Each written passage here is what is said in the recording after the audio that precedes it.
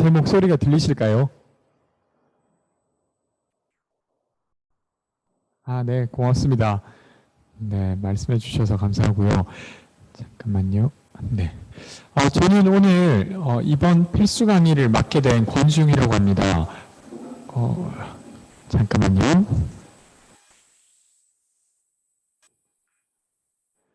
혹시 지금은 안 울리실까요? 어떠세요? 지금도 울리실까요? 네, 마이크 조정만 하고 바로 시작하도록 하겠습니다. 지금은 네.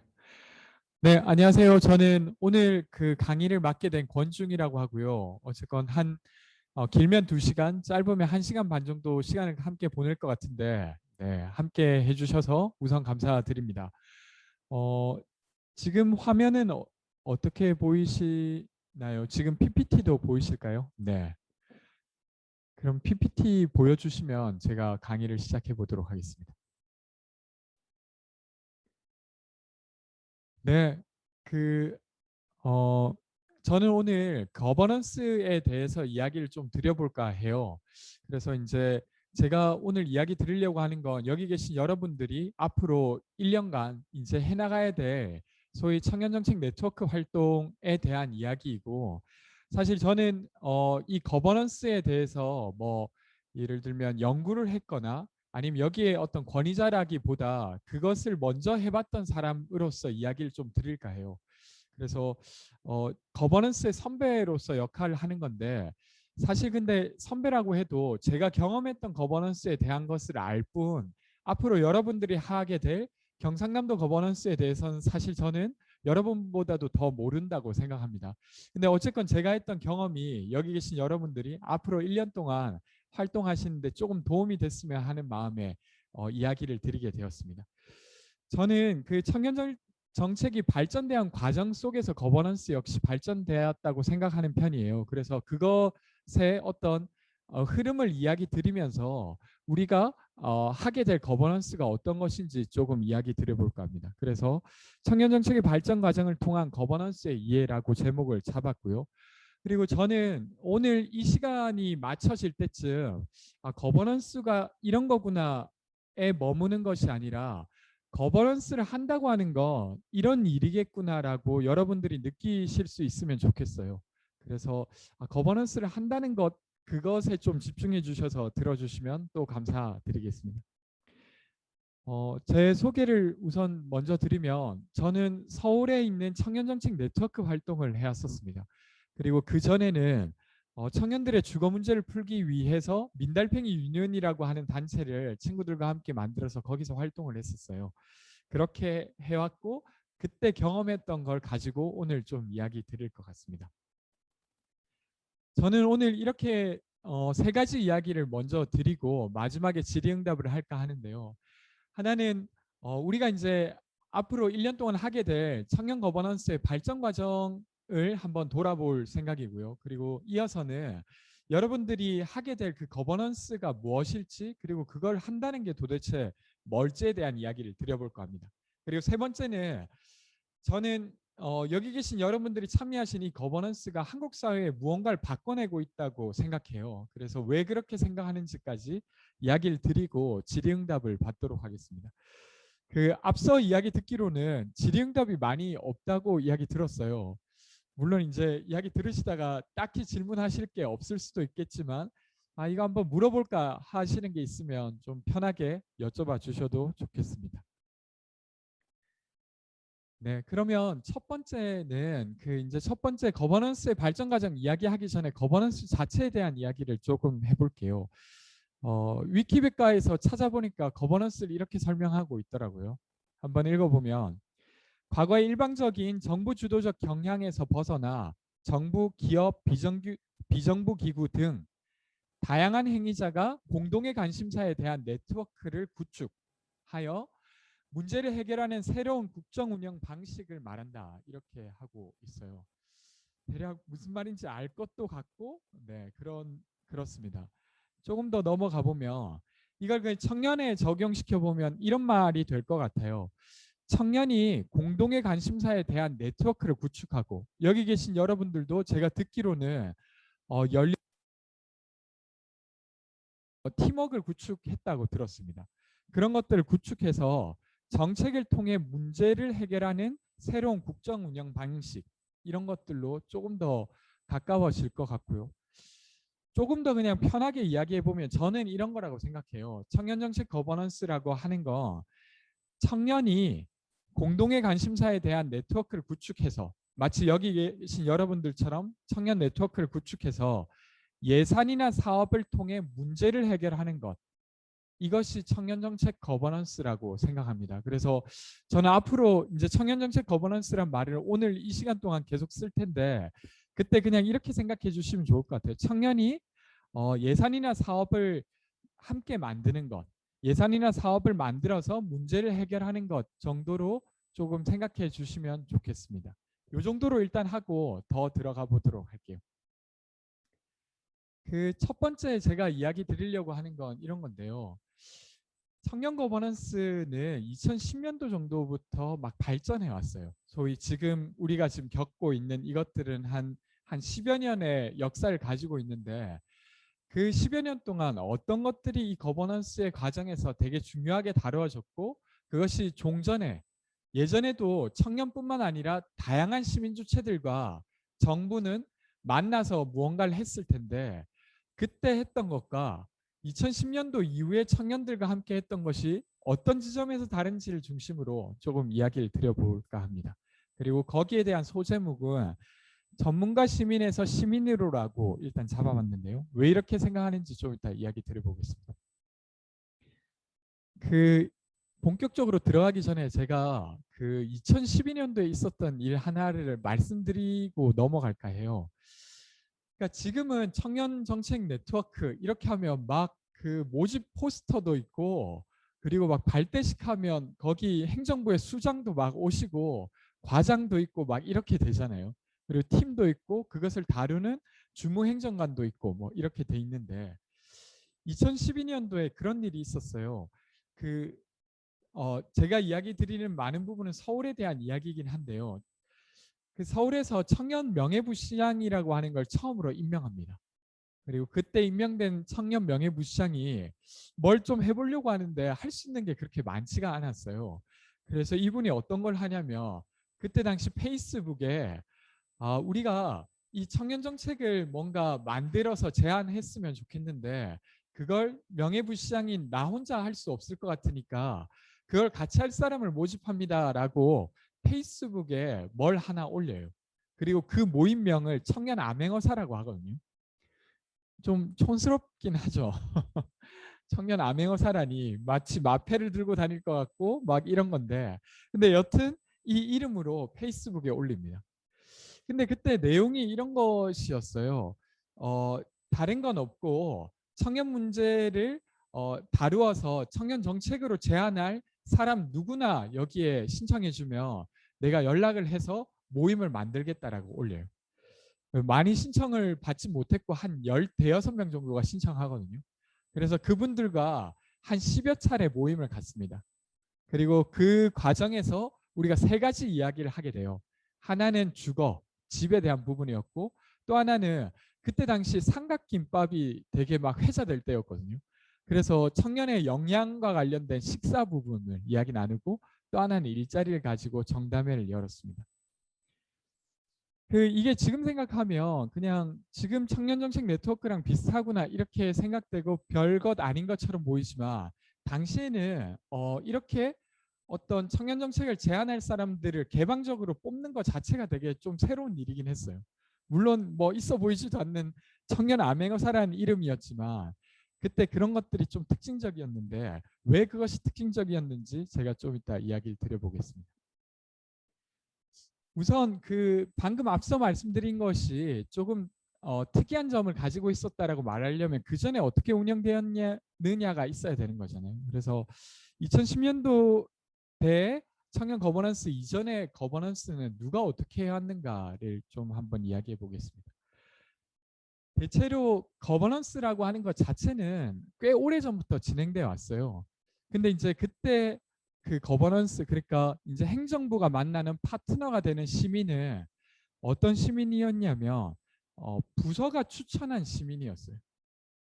저는 이번에 알고 있기로도 청년정책 네트워크, 경남 청년정책 네트워크 모집을 할 때 그 모집을 받을 때 거기에 들어올 수 있는 사람들이 부서가 다 추천을 해가지고 들어오거나 이런 게 아니었잖아요. 그냥 모집이 있었고 거기에 여러분들이 신청했던 것이죠. 그리고 어떤 절차에 의해서 임명되신 건데 그게 아니라 그 전에 거버넌스에서 통상 시민을 만난다고 하면 보통 이런 겁니다. 어떤 예를 들면 청년 관련해서 어떤 거버넌스를 꾸려야 된다고 하면 그 전에는 팀장님이 뭐 이렇게 질문하는 거죠. 주무관님께 우리가 한 그 청년 정책 만들 사람 좀 추천해야 될 것 같은데 주무관님 좀 찾아보시죠. 이렇게 되고 그럼 주무관님 막 찾겠죠. 근데 주무관님이 어떤 기준으로 찾을까요? 정말 그 문제를 겪고 있는 사람 혹은 아니면 그 문제를 잘 알고 있는 사람. 근데 그 문제를 잘 알고 겪고 있는 사람이면 좋겠지만 그냥 그런 사람을 추천하면 왜 이 사람이 그 청년 정책을 만들 수 있는 자격이 있냐라고 설득하기가 쉽지 않으니까 통상은 그렇게 했을 것 같아요.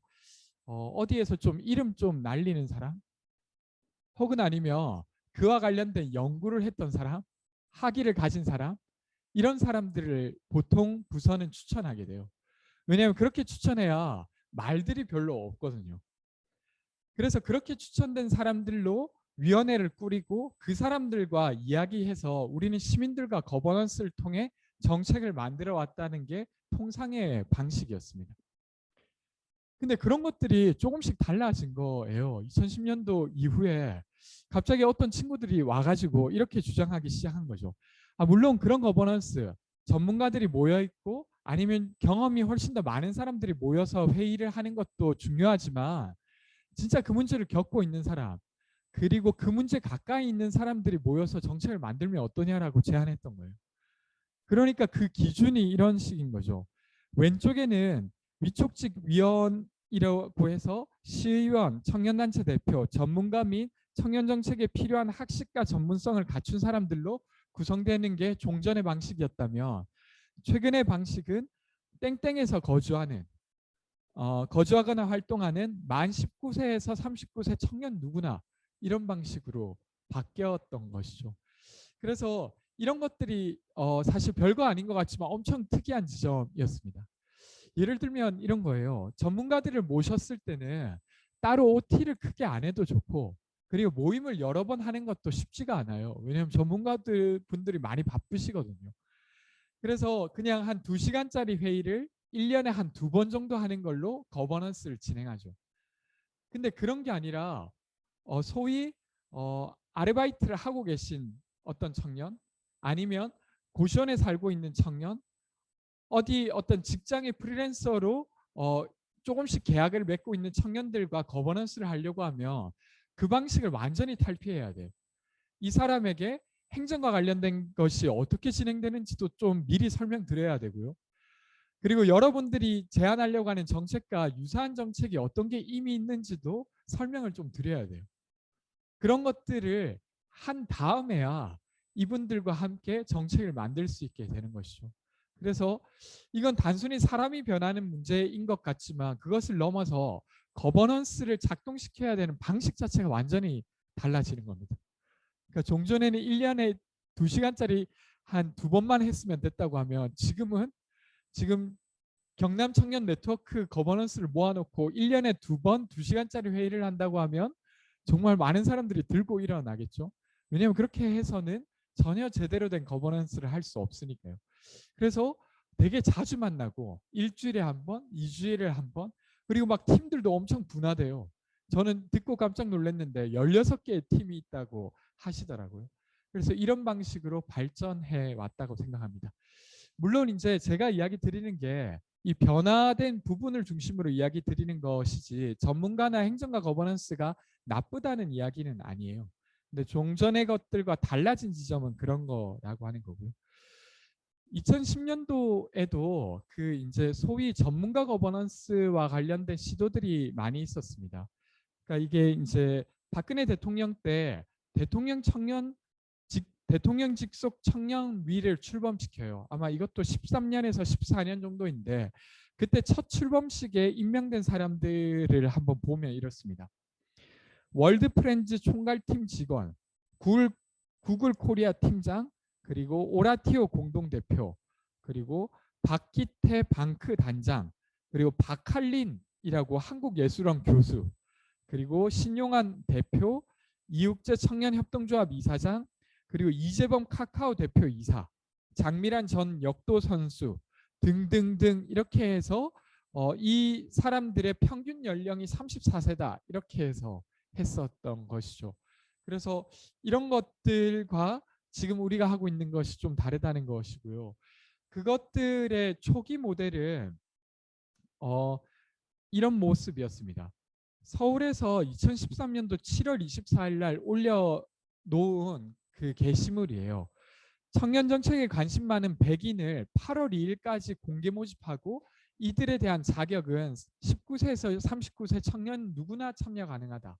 이런 방식으로 이제 해오면서 이런 것들이 만들어져 왔던 거죠. 그래서 지금 이 사진처럼 소위 이제 여기 계신 분들도 각자의 삶에서 어떤 전문 영역을 가지고 있는 것이지만 실제로 이제 사회에서 학위를 가졌는가 아니면 그 분야에서 되게 오래 일했는가라고 하는 기준으로는 속할 수 없는 분들이셨을 텐데 그렇게 기준이 바뀌면서 이렇게 사람들이 모여서 정책을 짜기 시작했던 겁니다.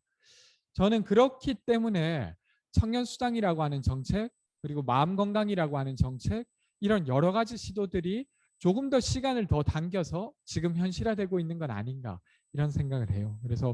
그래서 이제 다시 결론으로 넘어가면 2010년대 청년 거버넌스의 특징은 전문가 시민에서 보통의 시민이라고 하면 정확할까요? 보통이란 말도 이걸 다 적절히 표현하는 말은 아닌 것 같은데 시민 거버넌스로 확대되어 왔다라고 생각합니다. 그래서 그런 부분이 있고요. 근데 이것은 그냥 단순히 거버넌스의 대상이 확대되었다만이 아니라 정책을 결정하는 자가 누군가에 대한 것이 바뀌어진 부분이라고 저는 생각하고 나중에 이야기 드리겠지만 이것은 국가와 시민이 관계 맺는 모습이 달라지는 것의 시작이라고도 저는 생각합니다. 약간 거창하게 이야기 드렸는데 왜 그렇게 생각하는지는 또 좀 이따 이야기 드려보도록 하겠습니다.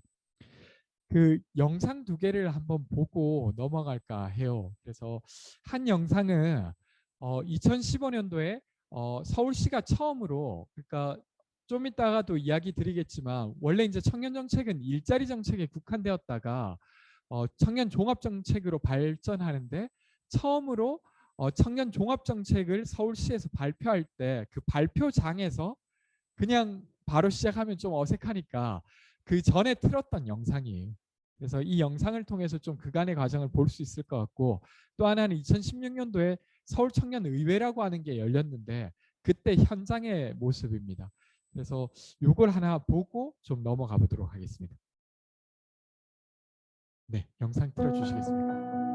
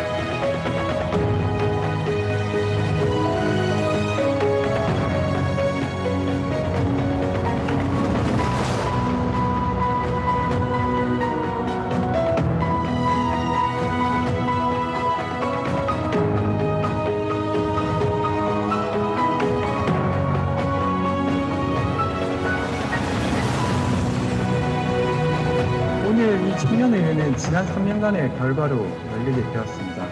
그래서 청년의 문제를 푼다고 하는 건 사회에 소외된 모든 사람들의 이야기를 해가는 거고 그 문제를 푸는 것과 같다고 생각합니다. 저는 이러한 변화가 무엇보다 더 많이 만들어지기를 희망합니다. 저희가 누군가를 비난하기 위해서 온 것이 아니라 이 사회에 벌어지고 있는 것들에 대해서 문제가 무엇인지 좀 더 정확히 확인하기 위해서 양재의 이야기를 나누러 여기 왔다고 생각합니다. 계속 이런 식으로 좀 모니터링을 하고 압력을 가해주고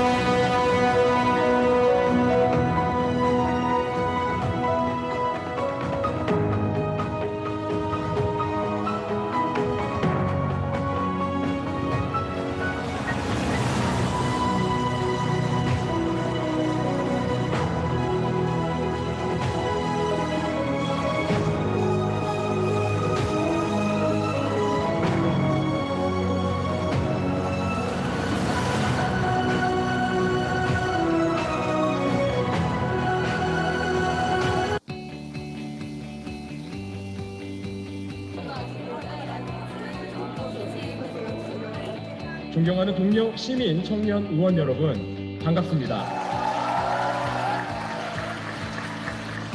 그 청년의 문제를 푼다고 하는 건 저는 사회에 소외된 많은 이들의 문제를 푸는 것과 같다고 생각합니다. 청년의 시기라고 하는 건 사회에 진입하려고 하는 자들이 겪고 있는 어떤 문제에 대한 것이기 때문이라고 생각하거든요. 그리고 그건 더 나아가 한국 사회가 어디로 나아가야 될 것인가에 대한 이야기이기 때문에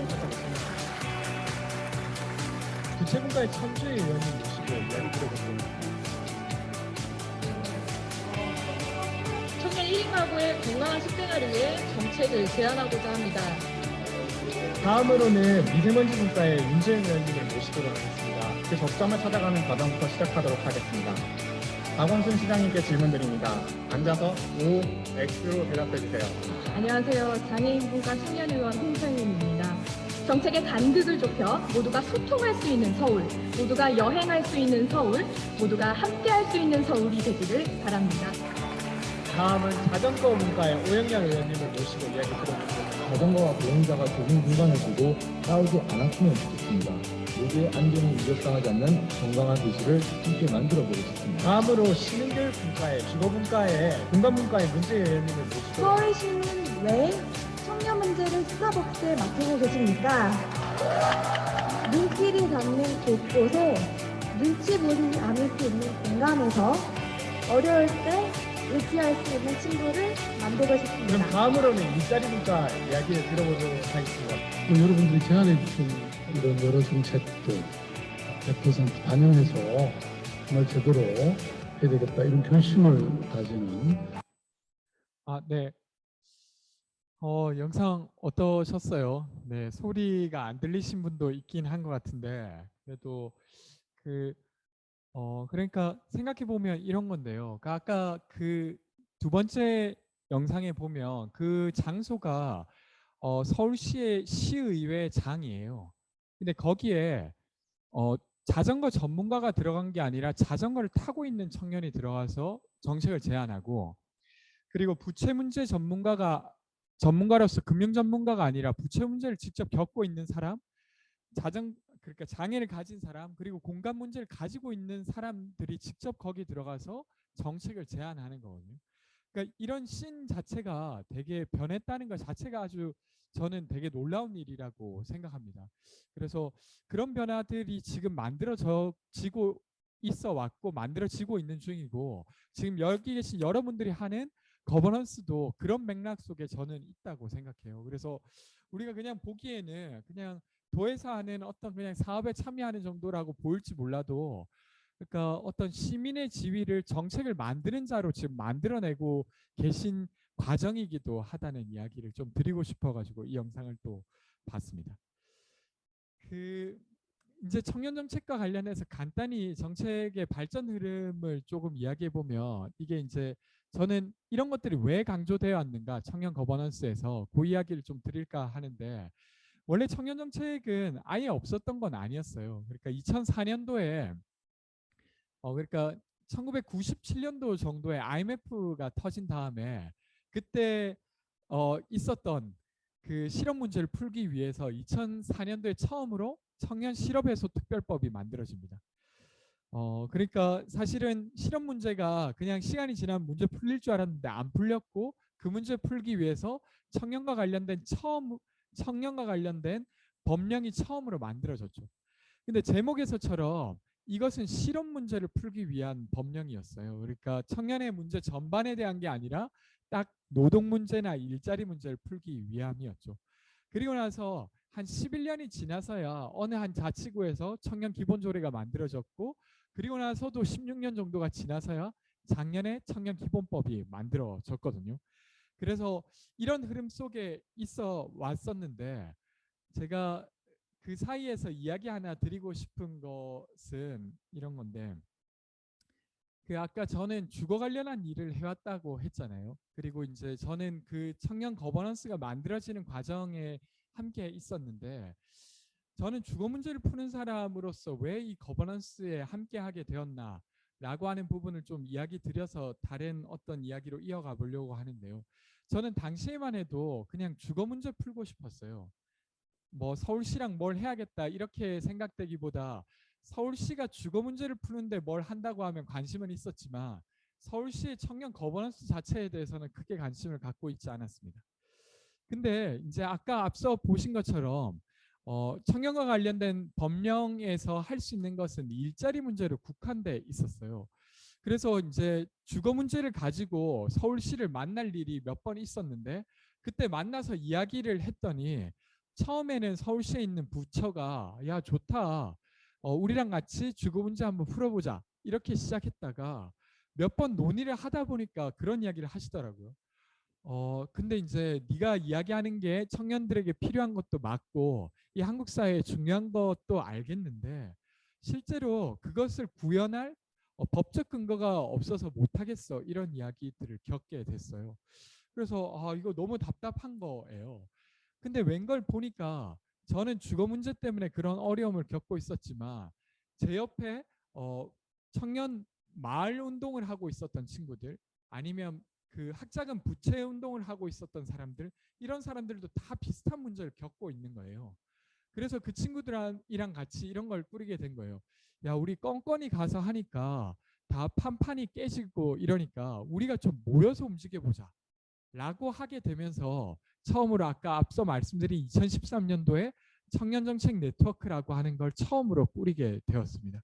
그래서 그렇게 좀 집단화되면 문제를 뭔가 풀 수 있지 않을까 하게 되어서 저는 이 거버넌스를 시작하게 되었고 그렇게 묶어서 가니까 확실히 개별로 가는 것보다는 훨씬 더 힘이 있더라고요.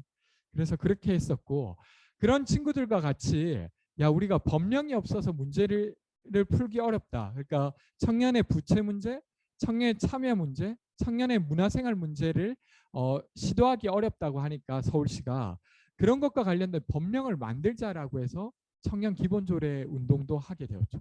그래서 그때 막 청년들이랑 같이 조례를 만들어서 시의원을 찾아가서 이 조례 한번 통과시켜 달라고 이야기도 하고 기자회견도 하고 그리고 이어서 밑에 있는 사진은 그 청년들이랑 청년 기본조례 공청회가 끝나고 이 친구들과 토론을 하고 있었던 장면이에요. 그러니까 그 공청회가 끝나고도 야 우리가 이 조례에서 부족한 점은 무엇이고 그리고 그래도 물러서지 않고 끝까지 관철시켜야 될 것은 무엇인가를 막 이야기를 나눴었던 거죠.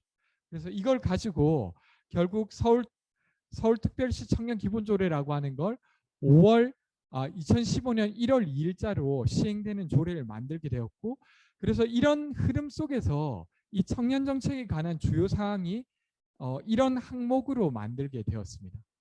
여기 보면 가 항목에 모든 분야에서요 청년의 참여 확대, 2번이 능력 등 개발, 3번이 고용 확대 및 일자리 질 향상, 4번이 주거 안정, 5번이 부채 경감, 6번이 생활 안정, 7번이 문화의 활성화, 그리고 8번이 권리보호, 그리고 그 밖에 이렇게 됐고, 최근에는 뭐 국제 교류까지 여기에 이제 포함되게 되었죠.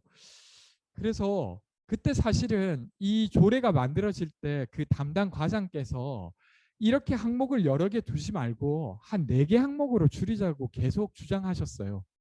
첫 번째는 창업, 두 번째는 일자리, 그리고 세 번째 그냥 복지라고 해서 여기에 너희가 하고자 하는 거 그냥 다 넣자. 그리고 나머지는 기타 등등으로 하자. 이렇게 주장하셨었는데, 저희가 보기에는 개별로 이 항목이 되게 중요하기 때문에 조례로 끝까지 있었으면 좋겠다. 이렇게 막 주장을 해서 이렇게 통과되었죠. 그리고 그때 이렇게 통과되지 않았으면 아마 지금 청년기본법이 만들어졌을 때도 아마 되게 여러 항목들이 그냥 묶어져서 청년의 복지 이렇게 됐을 수도 있을 것 같아요. 근데 이런 흐름 속에서 그렇게 됐다는 이야기를 좀 드리고 싶습니다. 그래서 요거는 이제 번외 이야기였는데 이런 과정 속에서 만들어져 있기 때문에 저희가 청년 거버넌스를 할 때 이렇게 의제가 확장되는 것에서도 되게 친화적이고, 그리고 다양한 사람들이 참여해서 할 수 있게 하는 것 자체를 좀 문화로 가지고 있는 게 아닌가 싶습니다. 근데 최근에 그 이제 진행되는 걸 보면 계속 이 참여기구, 그러니까 아주 문턱 낮은 참여로만 거버넌스가 발전하는 것만이 아니라 조금 더 전문적인 역량을 가진 청년들이 좀 모여서 무언가를 할 수 있는 거버넌스 역시도 진행되고 있어요. 그래서 왼쪽에 보는 것이 위원회제 거버넌스라고 부를 수 있는 청년정책조정위원회이고요. 오른쪽이 제가 앞서 이야기 드렸던 참여기구 거버넌스입니다. 그래서 이런 것들이 지금 공존한 채로 거버넌스가 진행되고 있는 부분입니다. 그래서 이렇게 있고, 이제 두 번째로가 제가 오늘 이야기 드리고 싶은 핵심인데요. 저는 오늘 그러니까 거버넌스 자체에 대한 이야기에서 한 발 더 나아가서 거버넌스를 한다고 하는 게 도대체 어떤 걸까? 어떤 것에 비유하면 거버넌스를 한다고 하는 걸 잘 이해할 수 있을까를 좀 얻어가시면 어떨까 싶어요. 그래서 그냥 거버넌스 자체를 넘어서 한다는 것에 대해서 이야기 드리려고 하는데요. 여기 계신 여러분들도 거버넌스를 이제 하게 되실 거잖아요. 그러면 그 거버넌스를 한다고 하는 게 뭘까요? 예를 들면 누군가는 그냥 행정 공무원을 만나는 게 거버넌스를 한다라고 생각하실 수도 있고, 아니면 누군가는 정책 페이퍼를 쓰는 것, 이것이 거버넌스를 한다고 생각하실 수도 있겠고, 또 어떤 분은 더 디테일하게 예산을 막 책정하는 것이 거버넌스를 한다라고 생각하실 수도 있을 것 같아요. 이것은 지금 앞서 말씀드린 것은 다 거버넌스를 한다는 것에 포함되는 것 같은데, 우리가 거버넌스를 한다고 하는 걸 어떻게 좀 질감으로 가지면 좋을까에 대한 이야기를 해보도록 하겠습니다. 일단 처음으로 저는 이야기 드리고 싶은 게, 거버넌스를 한다고 하면 아까 이런 거잖아요. 어떤 국가기관과 함께 협업해서 사업이나 예산을 편성해서 문제를 푸는 것이라고 하면 어떤 국가기관과 만날 건가, 이런 게 좀 중요할 것 같아요. 그래서 뭐 그런 이야기부터 일단 시작을 해볼게요. 그 국가기관도 사실 우리가 통상 떠올리는 건 행정부긴 하지만 꼭 행정부만 국가기관은 아니잖아요. 그러니까 도청으로 치면 입법부에 해당하는 도의회가 있고, 도 단위의 사법부는 없지만 도 차원의 정부는 도청이 되겠죠. 그래서 이 중에서도 어디랑 거버넌스를 하느냐에 따라서 여기 계신 여러분들이 하는 거버넌스의 양태가 저는 달라질 것 같아요. 그리고 할 수 있는 것도 다를 것 같고요. 예를 들면 도청이랑 거버넌스를 한다고 하면 도청이 가진 권한과 역할에 맞춰서 우리가 뭔가 대화를 나눠야겠죠. 경남도는 예산을 편성할 수 있는 역할들을 할 수 있습니다. 그리고 사업을 집행하죠. 근데 그 반면에 조례를 만들 수 있는 권한은 없어요. 만약에 여기 계신 여러분들이 풀고 싶은 어떤 문제를 풀기 위해 가장 효율적인 방법이 도 차원의 조례를 만드는 거라고 하면 도청이랑 거버넌스를 하기보다는 도의회랑 거버넌스를 하는 게 훨씬 더 직접적일 것 같아요. 그런 것이고, 근데 만약에 우리가 그 뭔가 거버넌스를 해서 하고 싶은 게 어떤 사업을 만들고 싶다. 이런 거라고 하면 도청이랑 거버넌스를 하는 게 적절하겠죠. 근데 여기 계신 여러분들이 거버넌스를 하는 건 지금 단계에서는 도의회가 아니라 경남도잖아요. 그러니까 지금 이 거버넌스를 모집하는 주체도 그렇고 메인 파트너도 도의회에 있는 누군가가 아니라 도청에 있는 누군가죠. 그러면 이런 정도 생각을 할 수 있게 되는 거죠. 아, 그러면 내가 이제 거버넌스를 한다고 하면 올해, 게다가 그 파트너가 도청이라고 하면 조례를 만드는 것보다는 예산이나 사업을 만드는 것, 혹은 아니면 사업이 집행되는 과정에서 어떻게 조정하자고 하는 것이 내가 이 파트너랑 이야기 나눌 수 있는 적절한 대화겠구나, 이렇게 생각할 수 있을 것 같습니다. 그래서 지금은 이제 경남도랑 하지만 어떤 경우에는 경남도의회랑 할 수도 있을 것 같아요. 근데 그때는 또 질감이 달라지겠죠. 도의회랑 한다고 하면 어떤 걸 할 수 있을까요? 아까 말씀드린 것처럼 조례를 제정하자고 할 수도 있겠고, 아니면 도의회는 행정사무감사라고 하는 걸 하게 돼요. 그러니까 매년 한 번 내지 두 번, 한 번 정도는 최소 행정사무감사, 그러니까 국회로 치면 국정감사 같은 걸 하게 되죠. 그러면 만약에 도의회랑 거버넌스를 한다고 하면 거기 도에 있는 어떤 상임위원회에 있는 의원과 이번에는 행정사무감사로, 경남도의회 행정사무감사로 이런 문제를 좀 깊이 파보자, 이런 것들을 그 거버넌스의 주제로 할 수 있겠죠. 그래서 여러분들이 누굴 거버넌스 파트너로 하고 있는가에 따라서 우리가 나눠야 될 거버넌스의 활동 양상이 좀 달라진다라고 생각하시면 좋을 것 같습니다. 근데 이제 그 중에서도 조금 더 들어가 보면 여러분들이 만나는 그 거버넌스의 부서가 도의회가 아니라 도청인 것은 결정이 된 것 같고, 근데 그 도청 중에서도 어떤 부서랑 만나느냐가 사실은 또 영향을 많이 미쳐요. 제가 이번에 그 도 게시판에 들어가서 보니까 거기에 이제 홈페이지에 들어가면 도 조직도가 잘 나와 있거든요. 그리고 거기에 들어가서 제가 캡처를 그냥 하나 해온 거예요. 거기서 보니까 청년정책을 추진하는 곳은 청년정책 추진단이라고 되어 있더라고요. 다른 광역시 같은 경우도 과까지는 있는 경우가 있는데 아예 추진단 차원으로, 게다가 도지사의 직속 부서로 두는 경우는 많진 않은 걸로 저는 알고 있습니다. 근데 이제 경남도는 되게 지위를 높여서 여기에 두고 있더라고요. 그러면 뭐 이런 정도는 일단 생각할 수 있겠죠. 그리고 우리가 만나는 부서는 어떤 기획조정실이나 산업혁신국 산하에 있는 과가 아니라 도지사랑 다이렉트로 소통하고 있는 어떤 추진단과 우린 거버넌스를 하는 거구나, 이렇게 생각하고 우리가 어떤 걸 해가면 좋을까를 생각해 볼 수 있겠고요. 그리고 좀 더 들어가 봤습니다. 청년정책 추진단이 어떻게 구성되어 있고 무슨 일을 하는지를 한번 보면 우리가 할 일도 나오게 되거든요. 글씨가 좀 잘 안 보이실 것 같은데 제가 한번 읽어볼게요. 그 김상원이라고 하는 분이 추진단장으로 계시네요. 그리고 이분은 이제 전체 업무 총괄을 하고요. 문병춘이란 파트장님이 계세요. 근데 이분이 하는 것을 보면 청년정책 제도 및 기본계획을 수립한다. 그리고 청년정책 플랫폼 구성 및 운영. 이 플랫폼에 지금 여기 계신 여러분들이 하고 계신 것도 포함되는지 어떤지는 모르겠으나 좀 비슷한 질감의 일인 것 같아요. 그리고 청년정책 협업 및 조정을 한다. 이렇게 되어 있어요. 아마도 다른 부서에서도 청년정책과 관련된 무언가가 있을 테니 그런 것들을 총괄 조정한다라고 볼 수 있을까? 뭐 이런 정도의 생각이 듭니다. 그리고 신정수님은 청년정책 시행계획을 수립하고 점검하고, 그리고 청년과 관련된 연구, 실태조사, 기초조사 통계 등을 분석하는 사항, 그리고 청년정책위원회 구성하고 운영하는 것들을 한다고 하고요. 그리고 실국 및 시군에 있는 청년정책 협력 및 조정 사항을 한다고 하네요. 그러니까 경남도기 때문에 다른 시군이랑 협력하는 것도 여기에 있는 추진단의 어떤 주무관께서 하는 일이고, 그리고 다른 부처에 있는 것, 그러니까 경남도에 여러 가지 부처가 있잖아요. 아까 보니까 한 15개 실국 차원의 부서가 있던데 그 단위랑 협의하는 것을 이 부서에서 합니다.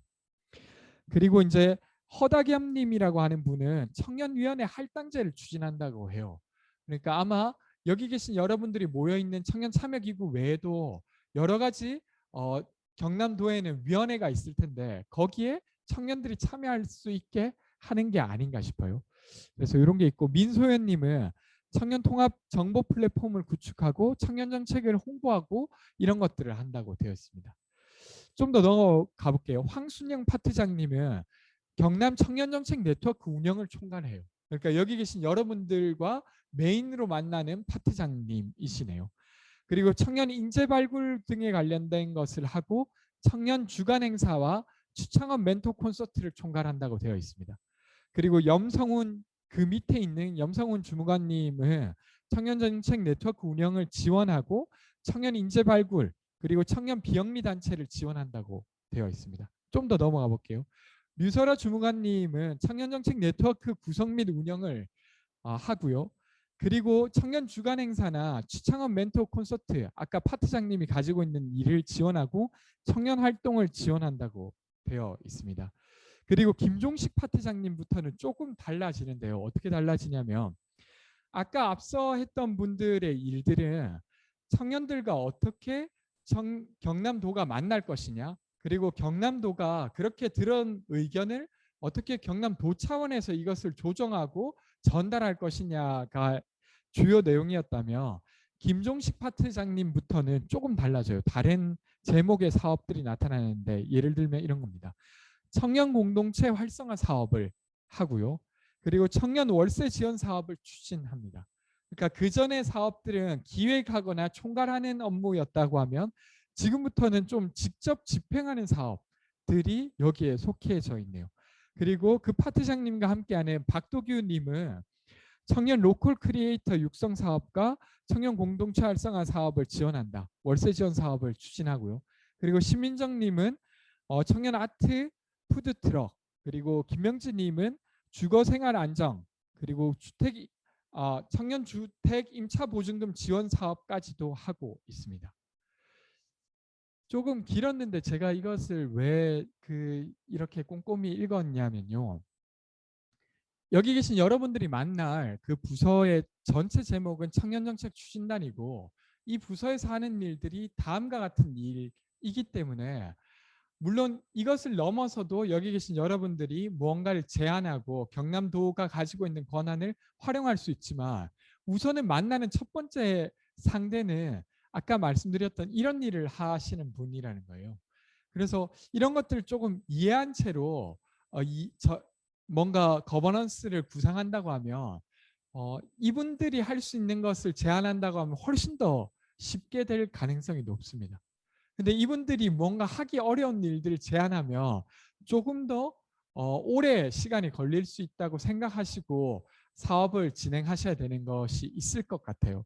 예를 들면 청년정책 추진단이 직접 집행할 만한 사업을 제안하신다고 하면 그것은 여기 추진단만 설득하면 되는 문제니까 조금 더 원활하다고 하면 그게 아니라 서부 균형발전국에서 하고 있는 균형발전과가 맡아야 될 일을 만약에 한다고 그것을 제안한다고 하면 청년정책 추진단이 서부 균형발전국의 국장님과도 이야기하고 거기 속해져 있는 과장님과도 이야기하고 그걸 담당할 팀장과 주무관님이 이것을 이해하셔야 그것이 진행되는 것이잖아요.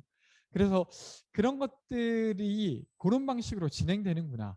그러니까 그래서 청년정책 추진단이 하는 것 외에는 어려우니까 하지 말자가 아니라 그것이 다소 여러 가지 과정을 걸쳐야 되는 거구나라고 이해하신 채로 뭔가 거버넌스를 진행하시면 어떨까. 그래서 거버넌스를 한다고 하는 건 이런 것들을 이해하는 과정이라고 좀 이야기 드리고 싶어서 이랬던 것이고요. 사실 거버넌스를 한다고 하면 처음에 떠올리는 것들이 이것을 떠올리는 경우가 많아요. 여기 이제 정책 제안서가 하나 있습니다. 그러니까 처음에 거버넌스를 한다고 하면 이 정책 제안서를 받아 안게 되고 그리고 이렇게 생각하게 되는 거죠. 이 정책 제안서를 잘 쓰는 게 내가 뭔가 거버넌스를 하는 거구나라고 생각하게 될 경우가 많이 있어요. 그래서 계속 이런 생각을 하게 되는 거예요. 빈틈이 없는 제안서를 어떻게 잘 만들까? 그리고 이 정책 제안서로 설득력 있게 어떻게 할까? 그래서 명분이 어떻게 크게 할까? 이런 생각들을 하게 되죠. 그게 나쁜 일은 아닌데 그런 것들이 떠오를 수밖에 없다고도 저는 생각됩니다. 근데 지금 제가 앞서 이야기한 것과 조금 이어보면 거버넌스를 한다고 하는 건 이 정책 제안서를 멋지게 만드는 것도 포함되지만 이것을 잘 만드는 것만으로는 거버넌스가 완성되지 않는다고 말씀드리고 싶어요. 예를 들면 경남도에서 정책이 만들어지는 것을 한번 상상해 보면 아까 그 정책 제안서를 채우는 것만으로 정책이 만들어져서 집행되는 게 아니라 그것을 채워서 여기 왼쪽에 있는 도에 그것을 집행할 부서를 설득하거나 아니면 그것을 설득하게 할 청년정책 추진단을 설득하는 것부터가 일단 일일 테고 그렇게 이제 도 차원에서 정책이 뭔가 해보자라고 결정이 되어도 그것이 도의회로 넘어가서 도의회에서 땅땅땅 그래 그건 예산을 편성하자라고 되어야 이것이 정책이 만들어지는 과정이죠. 그래서 엄청 복잡하게 말씀드리고 싶어서가 아니라 거버넌스를 한다고 하는 건 이런 것이구나라고 좀 생각해 보시면 어쩌면 저는 이런 생각을 하는데 거버넌스를 한다고 하는 건 그 어떤 행정학이나 정책학을 한다고 생각할 수도 있지만 그것이 아니라 되려 정치를 하는 것과 가깝다라고 생각해 보시면 어쩌면 그게 더 적절하지 않을까 싶었어요. 근데 그 정치라고 하는 거 그냥 저희가 이제 뭐 보좌관이라고 하는 드라마 이런 걸 보면 뭔가 야합하고 이런 것들이 정치의 이미지로 남아 있는데 그런 식의 정치라기보다 무언가를 설득하는 과정이라고 하는 것이죠. 그러니까 도청에 있는 공무원들을 설득하는 과정이 거버넌스를 하는 과정이구나. 거기와 연관된 도의원을 설득하는 과정이 거버넌스를 하는 것이구나라고 생각하시는 게 어쩌면 더 적절하지 않을까라는 이야기를 드리고 싶었고요. 그래서 어떤 한 분은 정치라고 하는 것이 그 사회가 가지고 있는 잠재적 가능성을 최대화하는 것이라고 말하기도 했는데 저는 왼쪽에 있는 어떻게 보면 공무원이 속해 있는 이 집단도 어떤 사회잖아요. 그리고 의원들이 속한 그 집단도 어떤 사회라고 보면 이 사회 구성원들이 가지고 있는 역량을 이 사회가 좋아지게 만드는 것으로 잠재적 역량을 조직하고 최대화해내는 게 정치 그리고 우리가 하게 될 거버넌스가 아닌가라는 생각을 합니다. 그래서 약간 이 말이 되려 더 거버넌스를 좀 더 멀게 만들진 않았을까 하는 우려도 들지만 그래도 이렇게 생각하시면 되려 또 할 수 있는 게 더 많다고 생각되진 않을까 싶었습니다. 그 좀 다른 이야기를 좀 해보면요. 그 정치라고 하는 것 그리고 누군가를 설득하는 것이 사실은 뭔가 정합하지 않고 옳고 그름에서 벗어난 일이라고 생각하는 경우도 종종 있게 되는 것 같아요. 저 역시도 뭔가 이게 정말로 근거 있는 데이터로 정책을 만드는 것 그리고 그것이 사회적으로 정의로워서 옳은 것을 만드는 데 에너지를 써야지 누군가를 설득시키러 다니는데 에너지를 쓴다고 하는 게 처음에는 좀 거부감도 들긴 하더라고요. 근데 저는 그것이 되게 세상을 좋게 만드는 데 되게 중요한 일이라고 하는 것을 지금 요즘은 생각하고 있는데 그와 관련돼서 어느 책을 보다가 좀 재밌는 게 있어서 한번 이야기 드려볼까 하는데요. 왼쪽에 있는 건 카페트입니다. 이집트에서 만든 카페트인데요. WTO에서 그런 조직을 만들었어요. 그러니까 그냥 이 무역 자체를 할 수 있는 시장을 그냥 개방해야 된다라고만 말할 게 아니라 좀 약자화된 국가들이 적절한 무역을 할 수 있게 WTO에서 어떤 팀을 꾸렸습니다. 소위 연구진을 꾸렸죠. 그래서 이 연구진이 이 어떤 무역이 원활하게 되게 하는 미션을 갖고 일을 하게 됐어요. 그리고 이분들의 미션은 이집트의 어떤 사업이 잘 될 수 있게 교류가 잘 될 수 있게 하는 일이었죠. 근데 처음에 저는 WTO에서 어떤 팀을 꾸린다고 했을 때 떠오르는 건 이런 거였어요.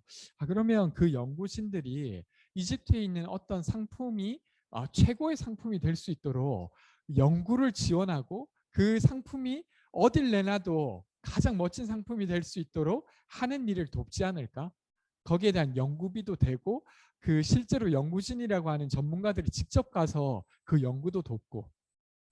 근데 제가 이걸 보면서 좀 재밌었던 건 그분들이 했던 일은 그 방금 제가 말씀드린 어떤 그 카페트 자체를 더 좋게 만드는 건 아주 부분의 일, 아주 소수의 일이었고 대부분의 일은 어떤 일들이었냐면 이런 거였습니다. 우선 이집트에서 수출에 적합한 제품을 물색하는 게 첫 번째 일이었고요. 그래서 어떤 제품을 팔면 이 무역을 좀 제대로 할 수 있을까가 첫 번째 일이었고, 두 번째는 그 제품을 선정했을 때 그것을 생산할 수 있는 적합한 곳을 찾는 것이 두 번째 일이었어요. 그리고 세 번째 일은 그렇게 생산할 수 있는 팀까지 찾았을 때 그것을 적절히 중개할 수 있는 팀을 찾는 것이었고, 네 번째 일은 그들의 연결망을 만들기 위해 여러 가지 시도를 합니다. 모임도 만들고 그들끼리 친분도 갖게 하고 몇 가지 일들을 하게 하면서 그들이 관계도 맺게 하는 것, 이런 일들을 하고요. 마지막으로 이분들이 모여져 있는 그 커뮤니티를 통해서 만들어진 제품이 해외에 있는 바이어가 한 번이라도 사게 만드는 것. 그래서 계속 해외에 있는 바이어들을 찾아다니면서 이 제품 한 번만 사달라고 하는 일들을 해요. 그래서 한 5년 동안 그 일을 해가지고 한 5년째가 돼서야 이집트에 있는 이 그 카페트가 일정 정도 유의미하게 주문량을 갖고 소위 무역시장에 뛰어들 수 있게 됩니다.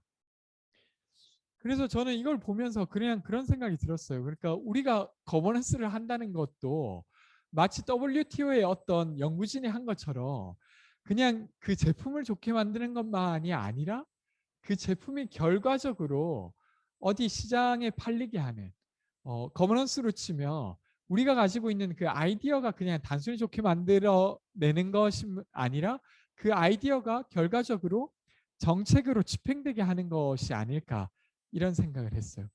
그래서 뭐 반복해서 이야기 드리면 정합함이나 정의로움, 그러니까 이론과 당위의 문제라기보다 누구를 어떻게 설득해낼 건가, 누구를 설득해야 되고 어떻게 설득해낼 것인가에 대한 것이 아닌가 싶었습니다. 그 혹시 킹덤이라는 드라마 보신 분 계십니까? 저는 한창 유행할 때는 못 보다가 최근에야 봤어요. 그래서 그 드라마를 보면 물론 이제 막 스포까지는 아닌데 그 역병을 이겨내기 위해서 여러 가지 일들이 벌어지잖아요. 근데 그 역병을 이겨내게 하게 하는 데 있어서 여기 이 오른쪽 아래 사진에 나오시는 분은 소위 그 역병의 전문가입니다. 그러니까 진짜 전문가이자 의료진이자 그 역병을 치료할 수도 있고 그 역병을 잘 아시는 분이죠.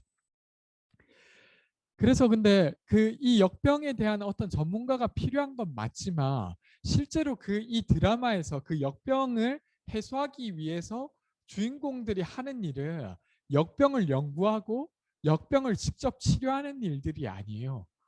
대부분 누군가를 설득해내고 팀을 꾸리고 그리고 그 역병을 그 방치하는 무리들을 막 물리치고 그리고 또 설득해내고 물리치고 뭐 이런 일들을 계속 반복해서 하거든요. 이 주인공들은 소위 역병 전문가라고 보긴 좀 어려워요. 아무리 봐도 여기 있는 제일 주인공도 그렇고 뭐 대부분의 조연들도 그렇거든요. 그래서 여러분들이 앞으로 하실 1년 동안 할 일도 오른쪽 아래에 있는 뭔가 어떤 분야의 전문가가 아니라 왼쪽에 있는 캐릭터처럼 어떤 문제를 해결해내기 위해 누군가를 설득해내고 누군가를 이겨먹기도 하고 이런 일들이 아닐까, 이런 생각을 해봤습니다. 그래서 이렇게 생각하시고 일을 하면 어떨 때는 좀 더 무력하다고 느끼실 수 있지만 실제에 가까운 일을 하기 때문에 저는 어떤 면에서는 훨씬 더 효능감을 느낄 수도 있다고 생각됩니다. 그래서 그 거버넌스의 무대가 여기에서는 그 어떤 조선시대 언제잖아요. 그 부산 동래라고 하는 것에서부터 시작해서 한양까지 올라가는 게 무대였다고 하며 여기 계신 여러분들의 무대는 도청과 도의회가 그 무대가 되는 것이죠. 그래서 그런 일들을 하시게 되지 않을까 싶습니다. 그래서 실제로 이제 이 무대에서 뭔가를 한다고 하면 그 거버넌스를 한다고 하는 것을 아까 제가 말씀드린 방식으로 이해하게 되면 이런 것들이 계속 궁금해지고 중요해질 것 같아요. 그러니까 기구별 권한과 역할이 무엇인가? 그러니까 우리가 만나는 파트너별로 가지고 있는 역할이 뭐며 기능은 무엇인가? 이런 것들일 테고 구성원별로도 그 역할과 권한이 다르기 때문에 그것에 맞춰서 만나야 될 것 같아요. 예를 들면 도지사가 가지고 있는 권한과 역할은 무엇인가? 도지사가 최종적인 결정은 하지만 도지사는 기한을 올릴 수는 없어요. 그러니까 그게 불가능하다는 게 아니라 그 조직의 생태상 그 최초 기한을 올릴 수 있는 일은 할 수 없다고 보시면 돼요. 그러면 어떤 새로운 사업을 그 행정의 어떤 최초로 어떤 기한으로 들어가게 하는 일은 도지사 만나서 할 일이 아니라 그것을 기한을 올릴 수 있는 주무관님을 만나서 주무관을 충분히 설득하고 주무관의 팀장을 좀 설득해서 그 주무관이 그 기한을 만들 수 있게 하는 게 기한을 올린다고 했을 때 해야 될 일이고 그래서 기한을 올리게 만들기 위해서는 도지사를 만나서 될 일이 아니라 팀장님과 주무관을 만나야 되는 거고 반대로 되게 규모 있는 예산을 최종적으로 결정하는 일을 하는 데 있어서는 주무관님과 팀장님을 만나서는 어렵고 그것은 도지사나 아니면 추진단장님 정도를 만나야 되겠죠.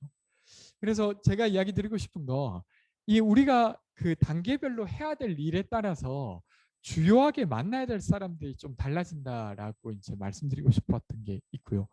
그리고 마지막으로는 이 무대에서 여기 계신 여러분들이 풀고자 하는 문제를 정책으로 만들어내는 데는 시기라고 하는 게 되게 중요합니다. 그러니까 행정은 그냥 심지어 도지사라 할지라도 자기가 원하는 때 하고 싶은 일을 할 수는 없어요. 경남도는 제가 자세히는 모르지만 아마도 내년도 예산을 편성하기 위해 올해 6월 정도부터 예산 지침을 각 부서별로 내릴 겁니다. 그러면 예산부서에서 자 2022년도 예산은 다음과 같은 지침으로 받을 거고요. 이런 게 이제 내년 2022년도의 예산의 주요 골조가 될 텐데 이것에 맞춰서 각 부서별로 언제까지 올리십시오 라고 하는 걸 아마 6월에 뿌릴 거예요.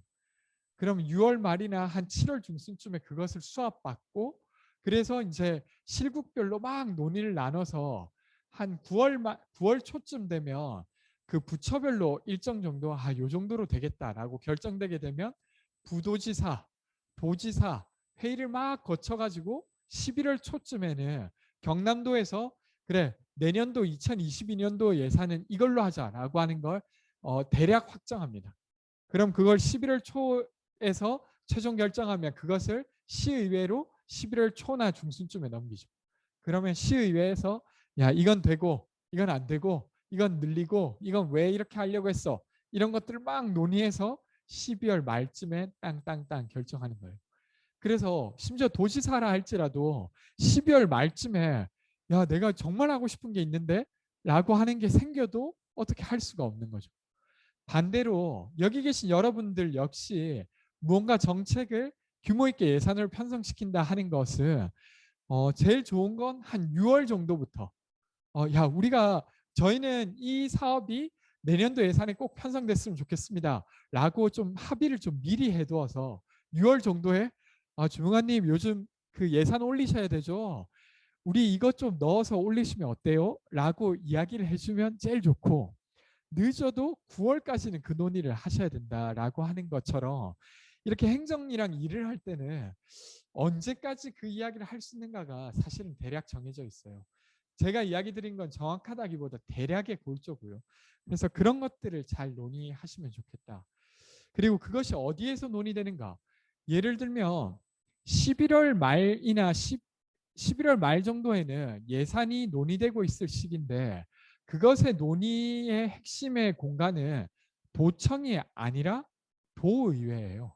이미 도청은 초안을 올려놓은 상태이기 때문에 도의회에서 그것을 뺄 거 빼고 더할 거 더하라고 도청에 의견을 주고 그렇게 의견을 받아야만 도청은 그 예산을 조정할 수 있는 시기거든요. 그래서 만약에 6월 달에 뭔가를 한다고 하면 도청을 찾아가야 되겠지만 11월 말에 뭔가 늦었지만 예산에 조정을 하고 싶다라고 하면 도의회를 찾아가야 되는 것이죠.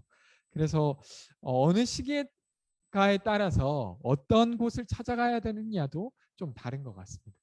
그래서 이런 무대 속에서 여기 계신 여러분들이 활동하실 텐데 그런 것들을 고려하시면서 하면 훨씬 더 재밌게 할 수 있지 않을까 싶습니다. 네, 이제 마지막입니다. 꽤 길었는데요. 이런 일들이 한국 사회에 저는 영향을 미친다고 생각해요. 근데 왜 그렇게 생각하는지를 좀 이야기 드려보도록 하겠습니다. 앞서도 한번 언급했는데 정책 당사자와 당사자의 지위를 변화시키기도 하고 그것이 국가와 시민과의 관계 그리고 문제를 규정하는 방식에 대한 변화라고 생각되는데요. 이것을 좀 잘 전달 드리려고 하면 이전에는 도대체 누가 정책을 수립해 왔고 그리고 그 정책이 수립되는 과정에서 그 정책의 대상이 되는 정책 당사자는 어디에 위치해 있는가를 일단은 보면 지금의 이 변화가 어떤 변화를 만들고 있는지 조금 알 수 있습니다. 여전히 사실은 많은 부분에 있어서 지금도 비슷한 상태인데요. 대한민국의 정책은 누가 수립할까요? 떠오르는 사람이 있으시겠죠. 뭐 행정가, 일단 공무원이 정책을 수립한다. 맞는 말인 것 같고, 그리고 정치인이 하지 않겠냐? 국회의원, 네, 그렇죠. 직접 시민에 의해 선출된 선출직인 국회의원이 하지 않을까? 그럴 것 같습니다. 그리고 또 교수들, 소위 전문가 하면 교수 이렇게 떠올리잖아요. 그런 사람들이 아마 정책을 수립한다고 통상 생각되고 실제로도 그럴 것 같아요.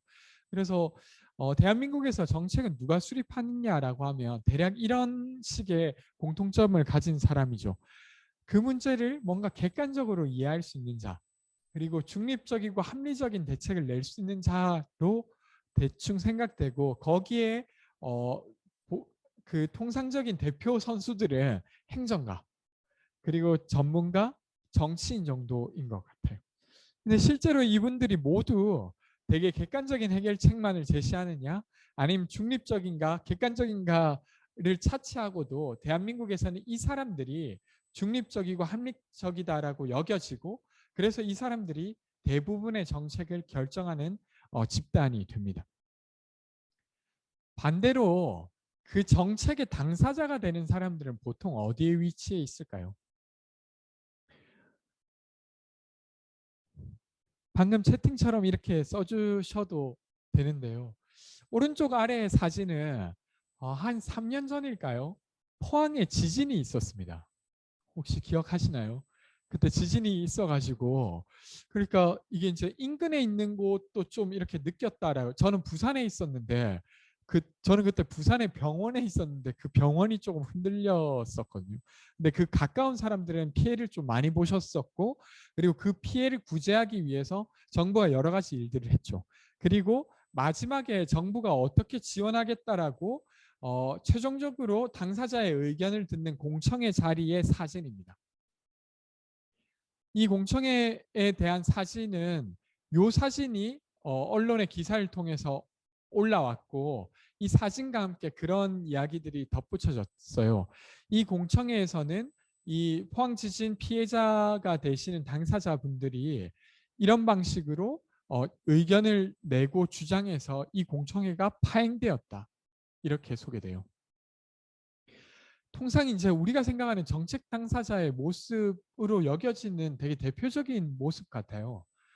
그러니까 정책 당사자거나 피해 당사자들은 되게 뭔가 일방적인 의견을 내고 감정적이거나 편향적이라고 그려지죠. 그래서 그 사람들은 정책을 결정하는 과정에 들어오면 안 된다라고 여겨지는 게 통상의 대한민국이 정책 대상자를 위치 짓는 방식이었습니다. 근데 저는 꼭 그렇게 볼 건 아니라고 생각하는데 그 이야기는 좀 이따 드려보고요. 근데 그런 정책 당사자를 갑자기 그 시의회 공간 그리고 국장들을 직접 만나서 질의를 하는 공간, 정책을 제안하는 공간, 시장을 만나는 공간에 갑자기 앉혀놓은 거예요. 사실 이전 것과 비교하면 엄청 다른 모습이에요. 그러니까 정책을 이미 다 결정하고 나서 맨 마지막에 당사자에게 의견을 듣는 공청회 정도를 하는 게 보통 정책 당사자를 만나는 모습이었는데 웬걸? 그 당사자를 불러가지고 아르바이트를 하고 있는 사람, 아르바이트를 하고 있는 청년과 아주 친한 친구들을 막 불러가지고 막 의견을 듣고 정책을 직접 제안받는 거예요. 그리고 그 사람들이 시의회에서 아주 공개적이고 개방적인 공간에 막 의견을 내죠. 그러니까 이것은 사실 한국 사회에서 정책 당사자의 지위를 좀 바꾸는 문제까지도 연결돼요. 그리고 이 흐름들은 현재 청년기본법에도 아예 명기가 되었어요. 2020년 작년에 만들어졌던 청년기본법 5조에는 5조 2항에는 청년은 자기 의사를 자유롭게 밝히고 스스로 결정할 권리를 가진다라고 굳이 명기에 두었고 4항에는 청년은 사회의 정당한 구성원으로서 국가 사회의 의사결정에 참여할 권리를 가진다라고 명기에 두었습니다. 그리고 이 법이 통과될 때 대통령이 이렇게 말했죠. 청년 정책은 청년이 주체가 되어야 제대로 만들 수 있습니다. 그러니까 소위 정책 당사자라고 하는 사람들을 통해서 그 정책을 시작하고 심지어 그 정책을 만드는 끝에까지도 그들을 놓는, 그러니까 청년으로 시작해서 청년으로 끝나는 정책 프로세스가 만들어진 것 자체가 사실은 되게 놀라운 일입니다. 그리고 이것은 그냥 단순히 청년 정책이 그냥 그런 방식으로 만들어져 왔어가 아니라 어떤 당사자의 위치, 조금 더 나가면 시민과 국가의 관계성이 달라지는 문제죠. 그 2014년도에 세월호 상황이 터졌을 때 여러 가지 논란들이 있었지만 그 논란 중에 하나는 이런 일도 있었어요. 세월호 피해자 가족 분들께서 그 당시에 이렇게 주장하셨어요. 그 조사위가 만들어지면 그 조사위에 우리도 들어가게 해달라. 그러니까 우리 중에 누구라도 좋으니까 일부라도 좀 들어가게 해달라고 했었는데 그 당시에 그것은 안 된다라고 했었어요. 그러니까 피해자의 유가족인 사람은 되게 일방적이고 편향적인 의견을 낼 가능성이 높기 때문에 그 조사위에 들어오면 안 된다가 당시의 정서였던 거죠. 그래서 이분들이 엄청 되게 다투고 싸워서 결국 그 당시에 국무총리가 한 발 양보하듯이 조사위원 중에 2명 정도를 유가족으로 받아들이게 됩니다. 그러니까 당시에만 해도 이 피해 구제의 대상이 돼야 될 사람들을 그 정책을 함께 논의할 사람으로 여겨질 수 없었던 것이죠. 근데 지금은 그렇지가 않아요. 최근에 벌어지는 여러 가지 큰 사건들을 보시면 그 사건의 주요 피해자에 가까운 사람들이 그 조사위에 당연히 들어가요. 그리고 그 조사 과정에서 충분히 원활하게 대화를 주고받고 필요한 의견들을 내고 최종적으로 결정될 때 그것이 결정되는 과정 요소에 개입해서 같이 논의를 나누죠. 그러니까 훨씬 더 필요한 정책이 만들어지는 것이죠. 아까로 잠깐 돌아가 볼까요? 만약에 이 포항의 지진 피해 구제 과정도 마치 지금 경남 청년정책 네트워크가 하는 것처럼 그 전에 청년정책 네트워크가 하는 것처럼 그냥 처음에 한번 인터뷰 따듯이 피해자한테 가서 의견 듣고 다 만든 다음에 맨 마지막에 여러분들의 이야기를 들을게요 라고 해서 공청회 자리에 가서 사실상 발표하는 자리가 아니라 피해자 중에 한두 분이라도 과정 속에 저희가 1차로 이런 정도의 정책을 좀 짜봤는데 혹시 보시기에 좀 어떨까요? 혹시 이런 것들은 괜찮을까요? 이건 부족하지 않을까요? 그럼 그 피해자분들이 막 이야기를 하고 그것을 반영할 수 있는 건 반영하고 못 반영하게 되는 것들은 좀 설명도 드리고 이런 과정을 몇 번만 거쳤다면 저는 완전 다른 모습이 되었을 수 있다고 생각해요. 그리고 이제 많은 부분 그 피해 당사자 혹은 다른 말로 하면 정책 당사자들이 포함된 채로 정책이 만들어지고 정부의 역할이 분배되고 있는 것이죠. 그래서 이런 것들이 저는 일정 정도 조금 과하다고 생각하실 수도 있지만 대한민국을 좀 바꿔내고 있다고 생각합니다. 그래서 이런 것들을 여기 계신 여러분들이 하고 있다. 이렇게 말씀드리고 싶습니다. 그래서 여기까지가 제가 이야기 드리고 싶었던 거고요. 조금 쉬지 않고 1시간 하고도 10분을 했는데 끝까지 들어주셔서 감사하고요. 질의응답으로 하면 이제 좀 더 많은 이야기를 나눌 수 있을 것 같고 잠깐 쉬어가면서 그 출석 체크를 해야 된다고 해요. 그래서 그 시간 가진 다음에 좀 궁금하신 거 남겨주시면 그거 읽으면서 이야기 나눠보도록 하겠습니다. 그리고 만약에 되시면 질의응답 하실 때는 그 화면을 켜주시면 저도 여기 계신 여러분들 좀 얼굴도 보면서 이야기 나눠보도록 하겠습니다. 네, 그러면 출석 체크해 보도록 하겠습니다.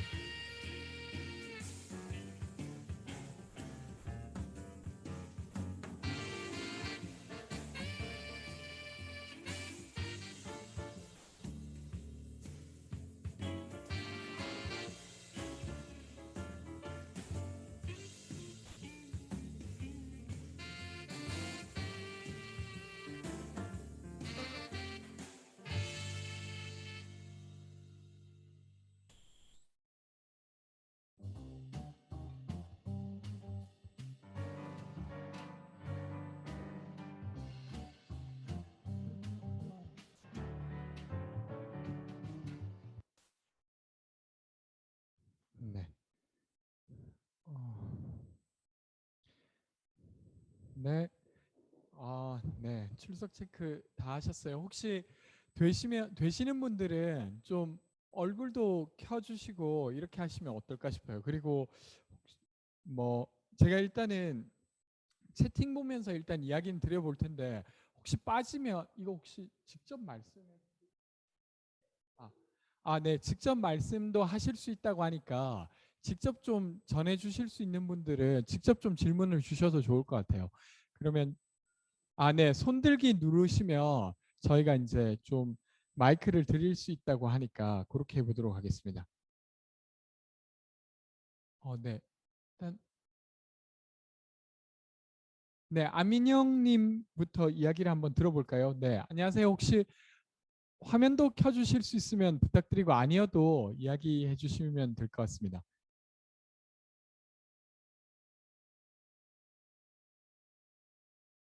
네, 화면 켜주셔서 감사합니다. 아민영님이 혹시 손들기를 잘못 누르셨을 수도 있을 것 같아서 다른 분들도 혹시 손들기 해주시면 마이크 넘겨드리도록 하겠습니다. 네, 일단 질문 중에서 민찬혁님께서 네, 그리고 김성환님께서 일단 손 들어주셨는데 김성환님 이야기부터 일단 잠깐 들어볼까요? 죄송합니다. 그냥 인사한 거였어요. 죄송합니다. 네, 알겠습니다. 네, 그 민창영님께서 거버넌스라는 것이 우리 경남에서는 익숙하지 않은 것 같아요. 익숙해지려면 어떻게 해야 될까요? 이렇게 질문해 주셨는데, 그러게요. 이게 익숙해지려면 어떻게 해야 될지 저도 딱 묘책이 떠오르진 않는데, 근데 그런 건 있는 것 같아요. 그러니까 이게 사실 이 일을 행정을 하는 것도 사람들이 하는 거잖아요. 근데 그 사람들이 익숙하지 않을 때는 이 거버넌스라고 하는 게 좀 낯설거나 추진되기가 더디고 이런 것 같은데 몇 번 경험하고 나면 거기 그 행정 일을 하시면서도 거버넌스를 통해서 하는 일이 손에 익고 나면 되게 편하게 하시더라고요. 그래서 여러 방식으로 이 거버넌스가 시도되고 경험되고 그 과정에서 어려움들이 나눠지고 이렇게 하면 그것이 좀 도움이 되지 않을까 이런 생각은 듭니다. 네, 찬영님 그렇고요. 정현희님께서는 정책을 제안하고 싶은데 정책에 대한 검증 과정이 필요한 경우에도 예산을 책정받을 수 있나요? 단순한 아이디어를 개인적으로 검증하기에 비용이나 법적으로 저촉될 가능성이 있어 어디서부터 시작해야 될지 잘 모르겠습니다. 라고 남겨주셨어요. 네. 네. 질문 감사하고요. 현희님께서 이야기해 주신 것이 실제로 이제 정책으로 실제로 수행되기 이전에 뭔가 연구가 필요하거나 아니면 연구 이전에 일정 정도 예를 들면 테스트가 필요하다고 하면 저는 그런 것들을 좀 경남 청년정책 네트워크 예산으로 편성해서 해볼 수 있게 하거나 이런 것들은 되게 좋을 것 같아요. 그래서 그렇게 한 다음에 정책이 구현되어야 그 정책 자체가 실제로도 시행착오를 덜 겪고 할 수 있게 되는 거잖아요. 근데 그런 시스템이 없다고 하면 그것을 사비로 하기는 좀 어렵지 않을까 뭐 이런 생각은 듭니다. 그 정책을 만드는데 사비를 좀 하는 건 너무 좀 속상한 일이잖아요. 지금 시간도 내주시고 계신데 그래서 그런 부분이 있을 것 같고요.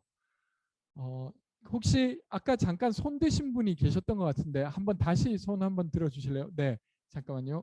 권승영님, 네. 네. 저 혹시 제 목소리 들리시나요? 제 목소리 들리시나요? 네, 잠시만요.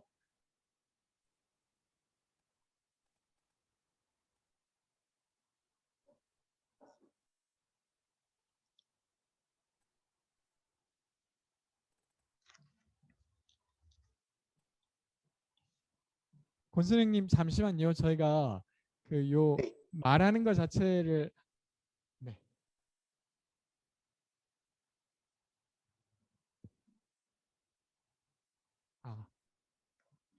네, 네, 됩니다. 권선생님 혹시 다시 한번 말씀해 주시겠습니까? 제가 못 들었습니다.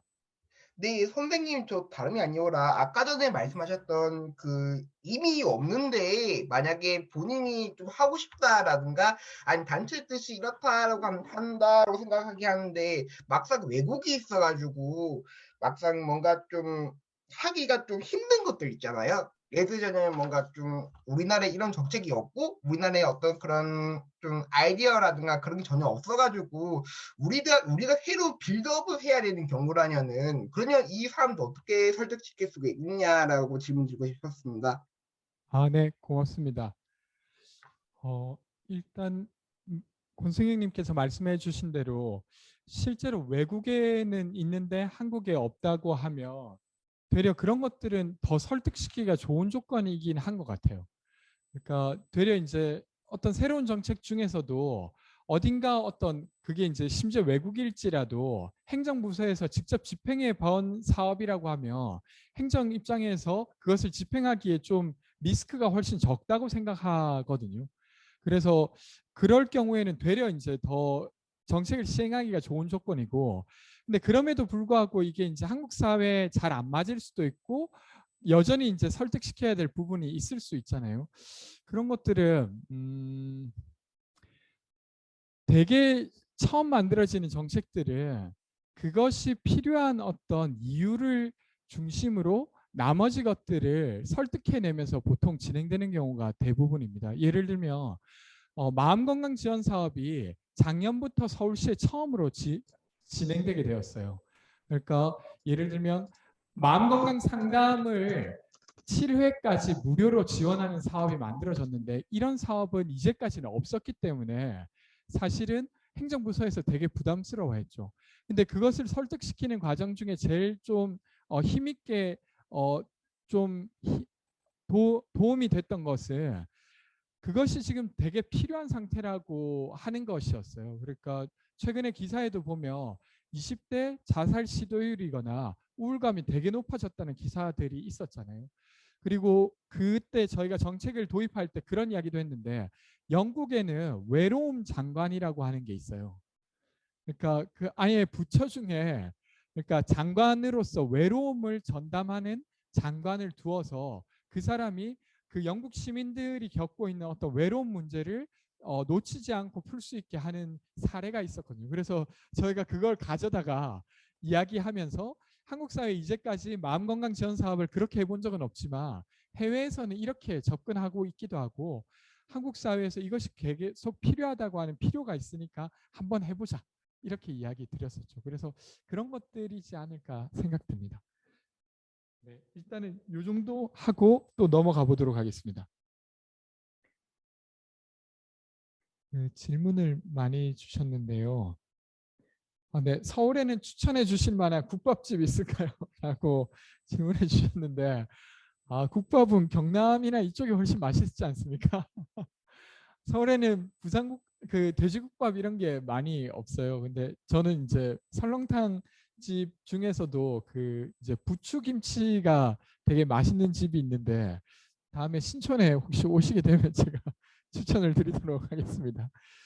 그리고 다른 지역에서는 서울 이야기 많이 궁금해하는 것 같은데 저희 경남 지역 이야기도 많이 하나요라고 민찬혁님이 질문해 주셨는데 물론 이제 서울이라고 하는 도시가 워낙 이제 어떤 인프라나 사람들이 밀집되어 있는 곳이기 때문에 여러 사례로 이야기되지만 경남 같은 경우에도 청년 정책에 있어서는 되게 선도적으로 역할을 하고 계신 것 같아요. 그러니까 이게 저는 그렇게 보는데 그 소위 이렇게 교통 인프라가 밀집된 공간 속에서 거버넌스가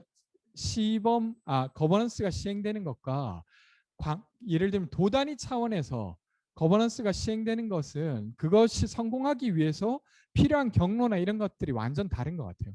그러니까 서울의 경험이 경기도의 좋은 경험이 될 수는 없고 서울의 경험이 경남의 좋은 경험은 저는 될 수는 없을 것 같아요. 되려 서울의 경험이 대전시에는 좀 좋은 경험이나 좋은 사례는 될 수 있지만 부산이나 이렇게 그런 광역시에는 그렇지 않게 되게 넓게 펼쳐져 있는 경우에는 그렇지 못하다고 생각하는데 그러면 한국 사회에서 광역 단위의 그러니까 도 단위의 거버넌스에 좀 선도적인 역할은 경남이 좀 하고 있다고 생각됩니다. 전체적으로 봤을 때는. 그래서 그런 면에서 좀 되게 다른 여러 가지로 회자되고 있는 공간이라고 저는 생각되고요.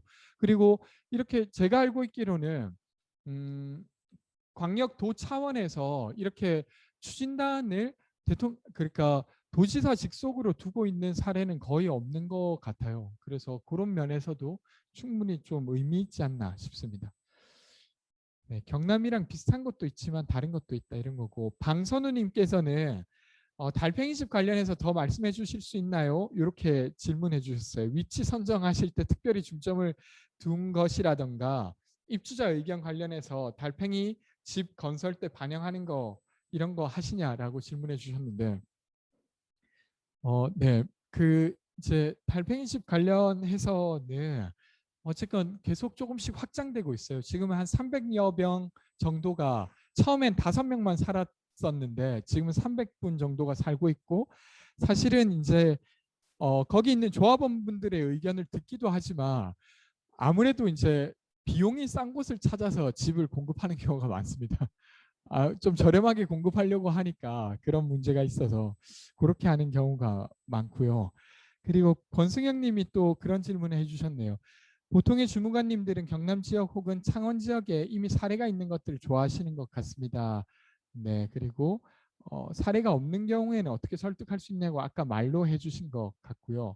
김홍열님께서는 서울과 경남 청년들의 교류를 지원하는 서울의 사업은 없을까요? 이렇게 질문해 주셨는데, 일단 올해까지는 서울에 찾아가는 청년정책학교라고 하는 사업이 진행되고 있습니다. 물론 이것이 딱 서울과 경남 간의 교류만 지원하는 것은 아니긴 해요.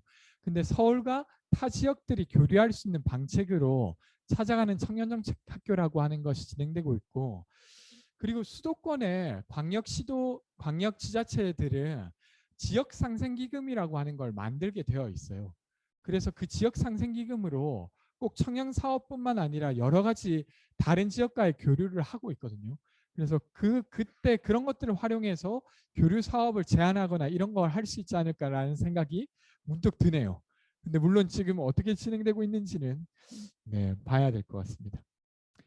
그 김태현님께서 서울 청년정책 네트워킹 또한 잘 진행되고 있냐고 질문해 주셨는데, 제가 그 최근에, 그러니까 올해 사례까지는 잘 모르는데 이제 작년까지 좀 이야기 들어보면 이게 작년에 코로나가 있었잖아요. 그래서 되게 조금 이렇게 네트워킹이 이미 있었던 사람이거나 조금 초기에 결합돼서 만들어진 네트워크망은 되게 결속력이 높았는데 그것이 확장되지 못했다라고 스스로도 좀 평가하시더라고요. 그래서 아무래도 이게 오프라인 모임이 있어야 거기 한번 왔던 게 또 여러 가지 인연이 돼서 또 그 다음으로 확장되고 이랬던 것 같은데 그게 좀 안 돼가지고 서울도 약간 어려움을 겪고 있는 것 같습니다. 경남은 좀 어떻습니까? 누가 좀 아시면 작년 경험도 있으실 테고 아니면 올해 좀 걱정스럽거나 아니면 되려 기대되거나, 저는 그런 건 있었는데 이게 처음에 줌으로 만날 때는 좀 어색하기도 하고 이래서 대화 나누기가 좀 어색해서 일찍 뭔가를 끝냈었어요. 근데 하다 보니까 이거 생각보다 편하긴 하더라고요.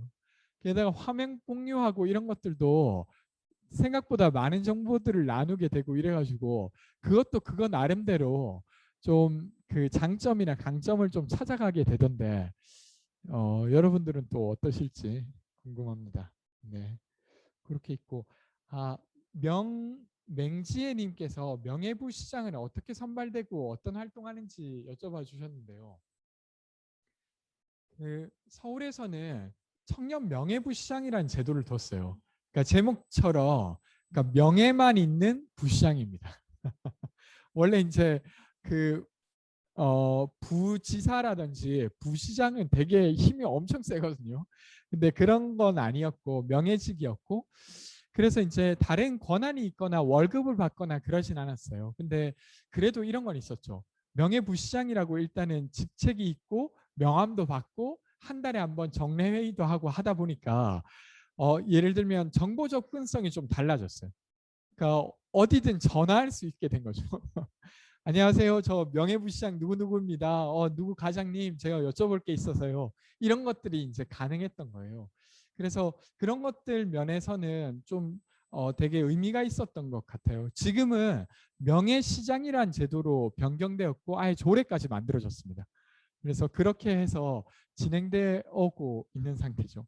그래서 그런 게 있고 청년뿐만 아니라 어르신, 청소년, 뭐 중소상인, 뭐 외국인 이런 되게 여러 분야의 명예 시장들이 계십니다. 그래서 그렇게 일단 하고 있었다는 거고요. 서울 이동훈님께서 서울에는 청년들이 직접 돈을 쓴다고 하던데 경남에서 만들어지려면 어떻게 해야 될까요? 이렇게 질문하셨는데 돈을 쓴다고 하시는 게 어떤 의미일까? 그냥 돈을 받아다가 쓰는 이렇게 물어보신 건 아닐 것 같고 아마도 뭐 청년 자율예산제라든지 이런 것처럼 직접 편성할 수 있는 예산이 있지 않냐 이렇게 질문하신 것 같아요. 이제 서울에서는 재작년이 됐네요. 재작년부터 청년 자율예산제라고 하는 걸 운영해 오고 있어요. 그러니까 어떤 내용이냐면 서울시가 가지고 있는 예산 포션 중에 일부를 청년정책 네트워크가 결정할 수 있게 해주는 거예요. 그러니까 이번의 경우에는 500억의 하나여는 당신네들이 결정하는 대로 당신들이 최종 결정권자가 되어서 결정하는 대로 우리가 예산 편성해서 시의회에 넘기겠다 이렇게 해준 거죠. 그래서 막 저희가 막 논의를 해가지고 첫 해는 280억 정도를 편성했고 두 번째 해도 한 300억이 안 됐던 것 같아요. 근데 이게 500억의 권한이 주어졌는데 280억 그러니까 300억이 안 되게 됐잖아요. 이게 왜 그랬냐면 막상 이 예산을 최종적으로 결정하는 집단이 되긴 했는데 이것을 집행하는 건 여전히 사업부서잖아요. 그러니까 우리가 그 돈을 가지고 막 집행하는 게 아니라 공무원들께서 집행하셔야 되게 되는 거잖아요. 그래서 근데 그러면 그 공무원들을 설득해야 이 예산을 그걸로 편성할 수 있었던 거예요. 근데 웬걸 예를 들면 마음건강 지원 사업도 첫 해 지원 그것을 예산으로 편성하려고 했을 때 시민건강국이라고 하는 곳에 예산을 편성하려고 했거든요. 근데 시민건강국에서 야 나는 그거 못하겠다. 그리고 그거 왜 해야 되는지도 잘 모르겠고 하고 싶지 않아. 이렇게 해가지고 결국 시민건강국이 안 받아준 거예요. 그래서 청년들끼리는 다 이야기도 하고 저희가 그 예산을 편성할 때 그냥 편성하는 게 아니라 한 4, 5개월 논의를 해서 초안을 만들면 그것들을 최종적으로 시민들에게 투표를 붙여가지고 한 8,000명 정도가 투표를 해서 확정을 하고 그래서 이제 예산을 편성하는 거거든요. 근데 그 과정을 거치는 과정이 있었는데 그것을 거치고 있었음에도 불구하고 주무부처가 못 받겠다고 해서 결국 못하고 되려 그 시민건강국이 진행하는 게 아니라 청년청이라고 하는 곳에서 진행하게 됐죠. 그래서 이게 예산 편성 권한을 갖는다고 해서 다 되는 건 아니었는데 여튼 그런 걸 하고 있습니다. 그래도 그런 권한이 생기니까 그 예산을 편성하는 과정에서도 되게 책임감이 높아져요.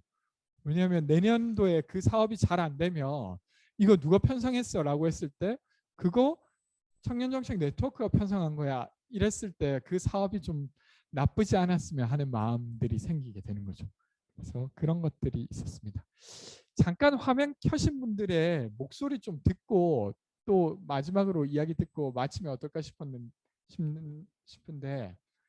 네, 은조님도 계시고 조인우님, 최성훈님, 조현성님, 네, 김성환님, 김하정님 혹시 좀 이야기해 주실 분이 계실까요? 김하정님은 숨으셨네요. 보입니다. 조인우님도 네. 그래도 좀 네, 최성훈님은 김하정님이랑 같이 계신 것 같은데요. 네. 네, 조현성님 혹시 이야기하시려고 하는가 보네요. 그러면 음소거 풀어드리겠습니다.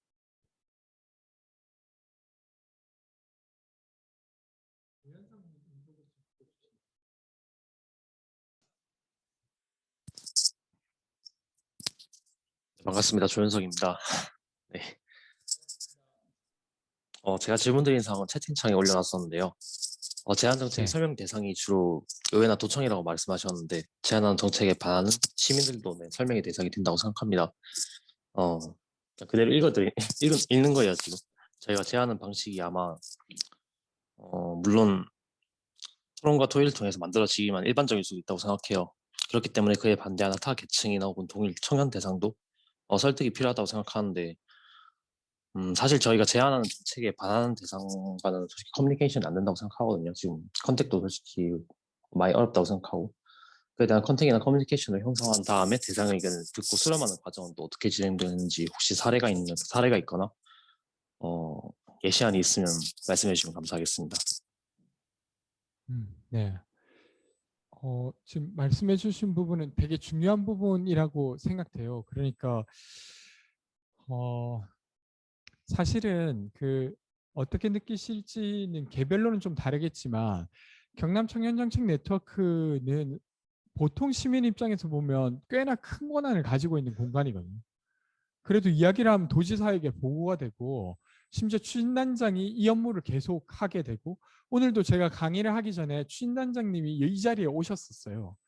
그러니까 그런 사람들을 직접 만날 수 있는 되게 큰 권한이 있는 곳이거든요. 근데 그 여기에 권한을 주는 이유는 여기에 모인 사람들이 수기하는 과정에 예를 들면 이것으로 피해를 볼 사람들에 대한 이야기도 수렴되지 않을까. 그리고 되게 다양한 사람들의 의견이 모아져서 최종적으로 나오지 않을까라고 하는 기대나 그런 정도의 책임감이 부여되기 때문에 사실은 여기서 제안한 것을 되게 무겁게 받아들이려고 하는 거라고 생각하거든요. 그래서 저는 지금 조현석님께서 말씀해 주신 고민이 되게 중요한 지점이라고 생각하고 그래서 그런 경우도 있었어요. 그러니까 이게 어떤 꼭 해야만 하는 필수 프로세스는 아니었지만 어떤 정책이 제안될 때 예를 들면 이런 거 있었는데 대학원생에게 어떤 지원을 하자고 누군가가 제안해 주셨거든요. 근데 그 정책 자체로는 나쁜 일이 아니잖아요. 대학원생 역시 여러 가지 어려움을 겪고 있고 근데 어떤 친구가 이렇게 이야기를 한 거예요. 야 근데 한국 사회에서 대학원을 갈 수 있다고 하는 건 일정 정도 어떤 예를 들면 여지가 있는 건 아닐까 이렇게 이야기를 하게 됐고 그 토론을 하는 과정에서 대학원생이 아닌 사람들까지 포함해서 좌담회 같은 걸 일부러 열었어요. 그래서 거기에서 막 이야기를 나눴던 거죠. 대학원생이 아니신 분들도 그 대학원생들을 위한 정책 제안의 내용들을 살펴보고 의견도 내고 막 이렇게 하는 과정에서 일정 정도 그 정책 제안이 약간 톤을 잡게 되더라고요. 그러니까 처음에는 대학생들에게 주는 지원처럼 대학원생도 받아야 된다라고 처음에 주장하시게 되었다가 야 이거 들어보니까 마냥 그렇게 주장하긴 조금 어려운 부분도 있겠다. 이렇게 해서 자체적으로 좀 조정을 하시더라고요. 그래서 그런 과정을 거쳐야 사실은 그 청정넷도 이렇게 되는 거잖아요. 그냥 해당 그 모임에서 그러니까 여기 계신 16개 팀이 있다고 하면 그 한 개 팀에서만 설득력이 있다고 되는 게 아니라 여기 계신 16개 팀원들이 다 모여 있는 어떤 공간 속에서도 설득력이 있어야 그것이 정책 우선순위로 올라가게 마련이잖아요. 그래서 그런 과정들을 거치면서 일정 정도 그것이 조정되지 않을까 싶고 만약에 이것을 좀 더 적극적으로 한다고 하면 현성님께서 말씀하신 부분을 어쩌면 네트워크 차원에서 그런 것들을 지원해 줄 수도 있겠죠. 그러니까 그런 식의 간담회를 한다고 하면 훨씬 더 적극적으로 그런 것들도 있지 않을까 싶습니다. 그래서 어쩌면 질문 감사하고 중요한 지점인 것 같습니다. 화면을 켜고 계신 분들이 또 있으신데요. 김하영 님도 화면을 켜고 계시고 혹시 말하고 싶으신 분 있으면 네 화면을 바로 꺼주셨네요. 아까 최성훈 님이랑 아정 님은 같은 공간에 계신 것 같은데 두 분 중에 한 분이라도 오늘 뭐 소회도 좋고 좀 이야기해 주시면 어떻습니까? 마지막으로 네 그러면 조금 있다가 한번 이야기를 해 주십시오. 그러면 네 채팅에 있는 거 이제 조금 마무리하듯이 한번 정리해 보도록 하겠습니다. 네.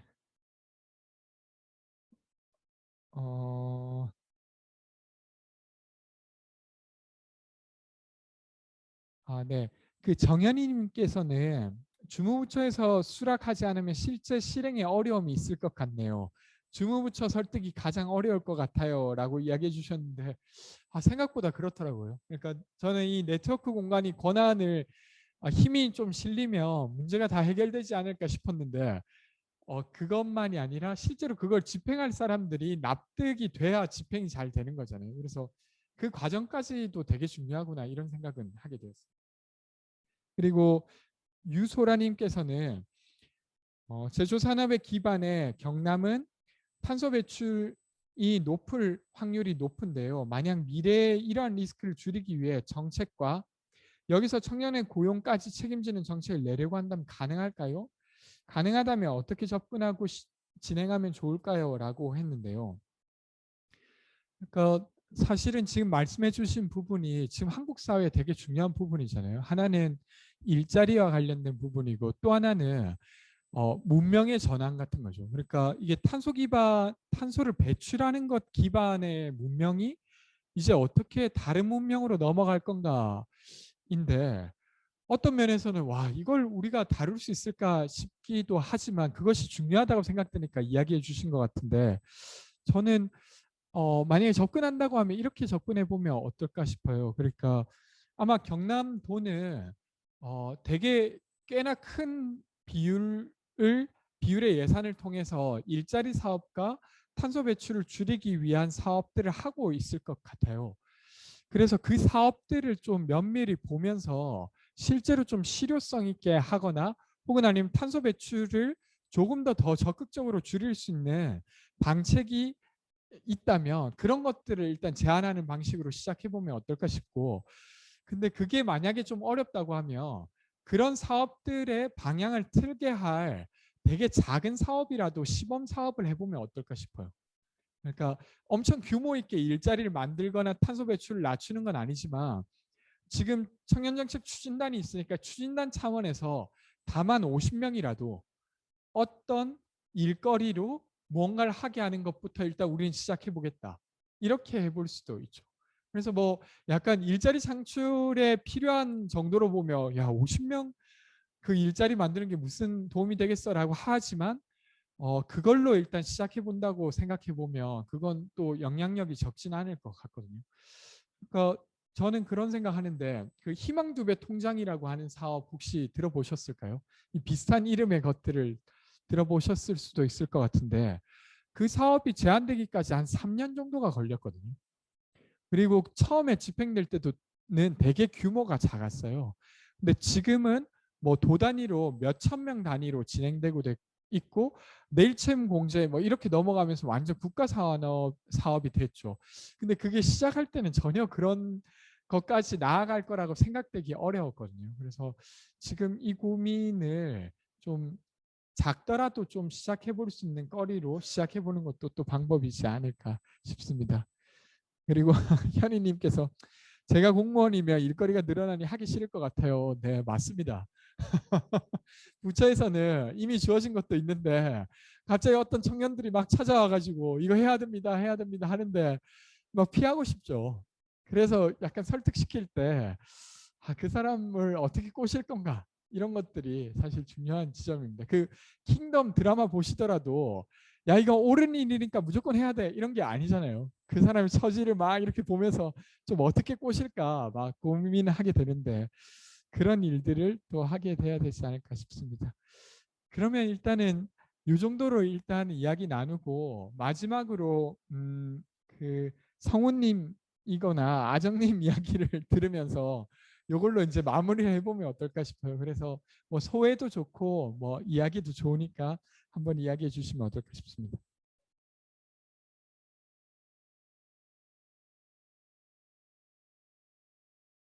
성우님 잠깐 네. 됐습니다. 네, 안녕하십니까. 경상남도 남해군에서 청년 네트워크 활동하고 있는 최성훈이라고 합니다.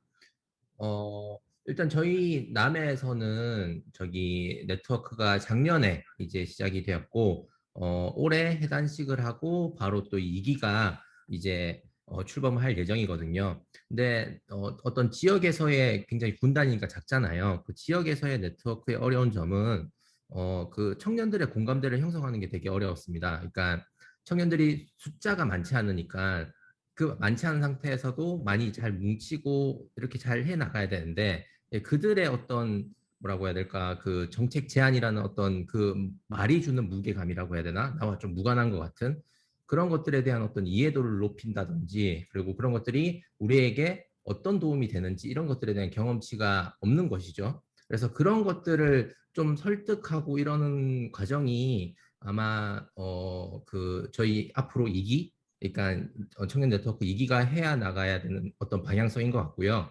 그리고 1기에서는 그래도 청년 네트워크만으로 말 그대로 어떤 그 서로 어디 저기 살고는 있는데 서로 뭐 하는 사람인지 잘 모르는 어떤 부분들이 있었는데 서로가 서로에게 어떤 뭐라고 해야 될까 말 그대로 네트워크의 어떤 의미는 되게 있었던 것 같습니다. 전반적으로 사람이 남았다라는 어떤 말들을 많이 하시더라고요. 그래서 그 부분은 좀 그렇게 생각을 하고 있고요. 그래서 무엇보다 학습이 참 중요하구나라는 생각을 좀 했습니다. 그래서 다른 어떤 큰 이제 말 그대로 커다란 어떤 정책 그 학교라고 하나요? 그런 어떤 학습들에 대한 부분들이 좀 필요하다라는 생각을 했습니다. 네.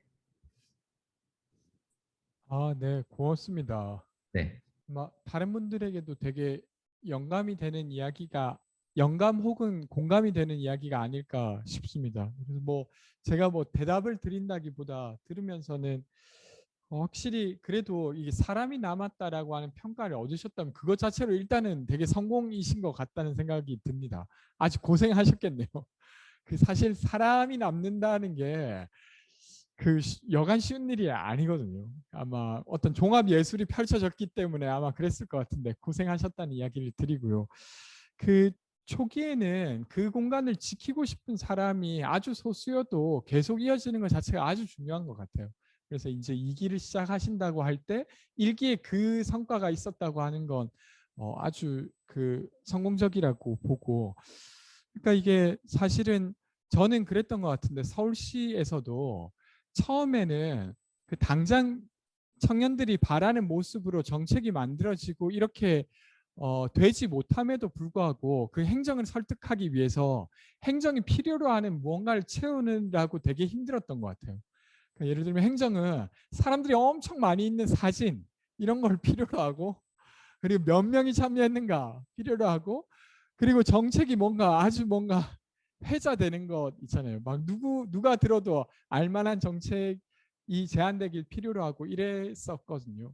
그래서 근데 이제 돌이켜 보면 그런 것들을 좀 채워주면서 그 행정부로부터 신뢰를 좀 쌓으니까 그 다음부터는 거기에 대한 실적에 대한 압박을 저희한테 하는 게 조금씩 줄기 시작했어요.